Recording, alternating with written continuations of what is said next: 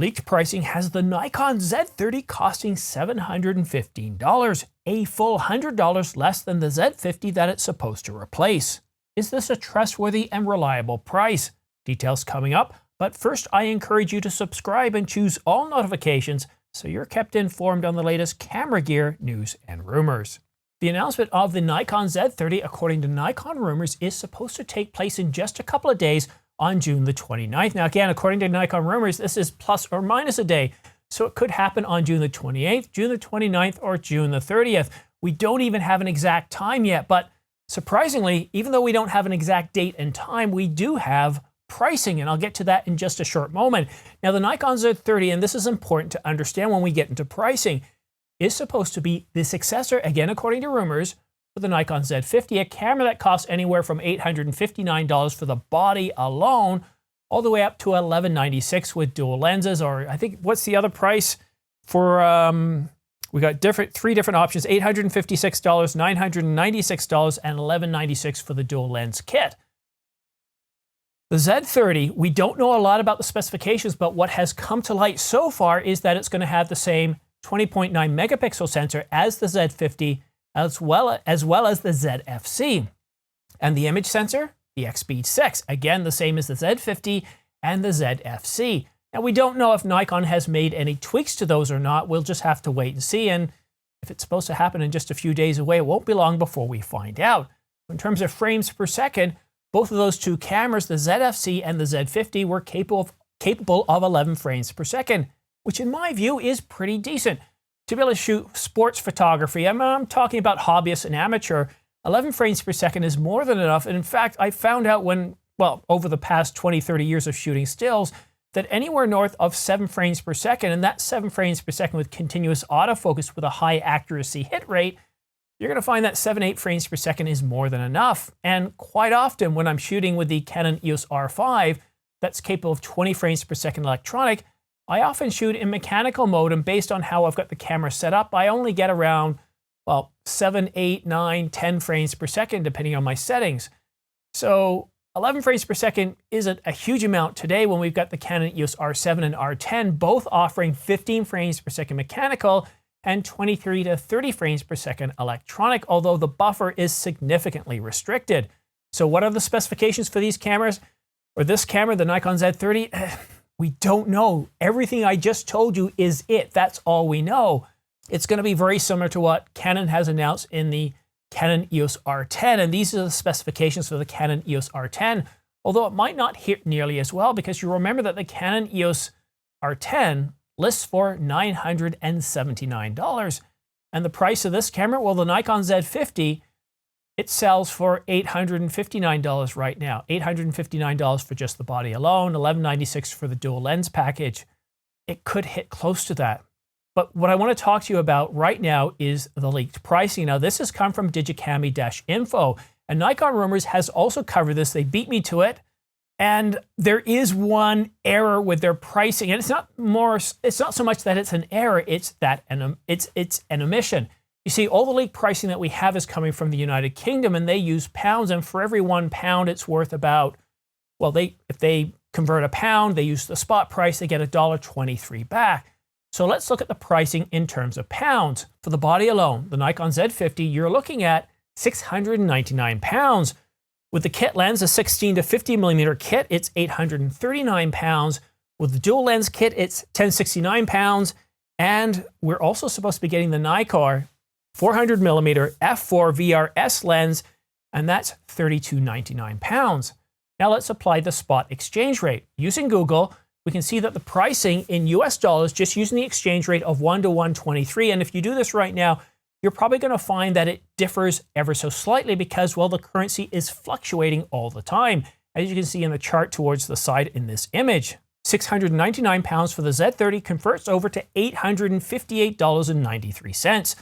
The Z30 with a kit lens converts over to $1,030.96.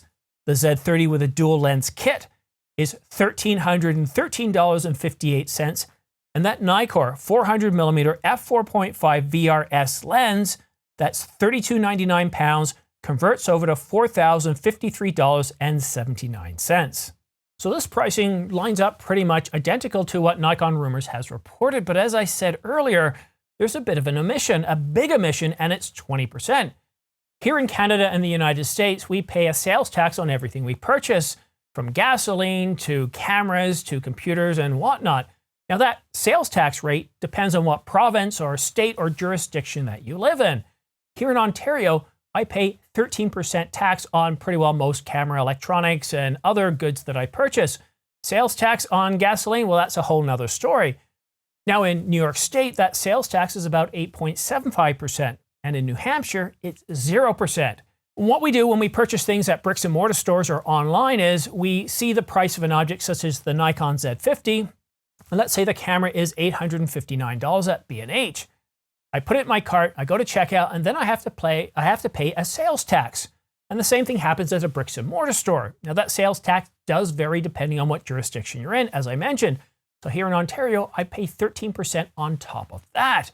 But you see, in Europe and the United Kingdom, which is still a part of Europe, they have a 20% sales tax. In Europe, depending on what country you're in, it can get as high as 25%. But in the United Kingdom, it's 20%. And all the pricing actually includes the sales tax embedded into the price. So when you see a price of $699 for the Z30, when you go to checkout at your local camera store, once you charge it to your credit card, assuming you didn't purchase anything else, you didn't purchase any lenses, any batteries, or any memory cards, you're going to end up paying, you're going to get charged to your credit card £699. Well, that's not the case here. So we need to move that 20% sales tax. And if we do that, looking at a US price of $858.93, remove that sales tax and we end up with $715.78. That doesn't mean we're going to pay $715. Most likely the US price for this camera is either going to be rounded down to $699 or it's going to be rounded up to $749. Now let's look at the Z30 with the 16-50 kit. $1,030.96 converted from 839 pounds gives us a price of $859.13. And the Z30 with a 2-kit package ends up being $1,094.65. And the Nikkor 400mm f4.5 VRS at 3,299 pounds ends up with a retail price of around $3,398.16. And again, a retail price most likely for that lens would go up to $3,399.99 or maybe $3,099.99 or something like that. So now that I've done all this homework, I've given you the UK pricing, I've used the exchange rate to give you the US dollars, and then I've removed the 20% value added sales tax to give you what you could expect to pay in terms of a retail price at plus or minus 5%. So we're done, right? Well, no, not exactly. You see, when Digicami reported this information, they said they didn't have any images, they didn't have any reliable information, that this wasn't trustworthy. There was no way to validate the information. So we don't know that this leaked information is trustworthy or reliable in any way whatsoever. But what we do know is the Nikon Z50 sells for about $859 for just the body alone. For the dual kit package, you're looking at $1,196. And of course, if you're looking at the Nikon Z50 with just a single kit package or just a single lens, you're looking at $996. $150 if we just use the straight exchange rate. And I think it's going to be based on the pricing here. They're probably going to round up. We're looking at anywhere from $100 to $150 less than the Nikon Z50. The Nikon Z50 was released 3 years ago, long before we started to see inflation kicking up, long before the restrictions that we had. I find it really hard to believe that Nikon's going to drop the price of the Z30 if it's a true successor to the Z50 by $100, $150. Especially with inflation running at around 8% a year, about 5% last year. And though inflation is due to come back to normal around this time next year, I'm not so sure that I believe that the price is going to be cut. And I know what you're thinking. Look at the Nikon Z9. It's a full $1,000 less than the Canon flagship camera, the 1DX Mark III. It's less than the R3. It's $1,000 less than the Sony Alpha 1. So why couldn't Nikon lower the price of the Z30, the successor to the Z50, and do it for $100 to $150 less? They certainly could. They could make it $1 for all they wanted to, but does it make business sense? Let me know what you think about this in the comment section down below. But I find it truly fascinating that the Nikon Z30 could potentially cost less. But I want to focus on the specifications again just a little bit. All the rumors have said that the Nikon Z30 isn't going to be a revolutionary camera. It's going to have the same image sensor and image processor as the ZFC and the Z50. Now, they didn't say it was identical at 100%. They didn't say it's going to be completely the same. Maybe Nikon's tweaked them a little bit. We don't really know. But that leads us to believe that isn't going to be a revolutionary new camera. Will it provide 4K 60? Will it provide 5.1K or 5K oversampled 4K like Canon did with the R6 or the recently announced, which is shipping, Canon EOS R10 at $979. And while it is priced higher than the Z50 and the Z30, if you're looking at spending $859 or $759 and you see a camera that can do oversampled 4K, like the R10, and you're not married to either system, you got to be thinking, yeah, that's something I want. So if Nikon doesn't deliver oversampled 4K in the Z30, I think that's going to be a major miss. They don't have to offer 24 to 26 megapixels, what I consider to be the sweet spot for an APS-C censored camera. But I really do think they need to offer oversampled 4K video, and I do think they need to bump up the frame rate a little bit. Maybe bring it up to about 15 frames per second. I don't think they need to necessarily go 20, 23, 30 frames per second like Canon did with the R10 and the R7. On both of those cameras, if you hold down that shutter button for a second or so, well, you're pretty much going to fill up the buffer. So you might be able to shoot at 23 or 30 frames per second for pretty much a second, and then you have to wait for the buffer to clear. So if this camera can do 15 frames per second, I think that's a win. Oversample 4K video, I think it's fine if it just does 8-bit video. I don't expect 10-bit 422. I don't expect Nikon log. I don't expect any of those fancy things. And if they can come in at around $759 or $699, I think it could potentially be a big hit. And I wouldn't be surprised if Nikon does lower the price a little bit on this camera. So we're a few days away from the announcement, June the 29th, again, plus or minus a day. We don't have a time.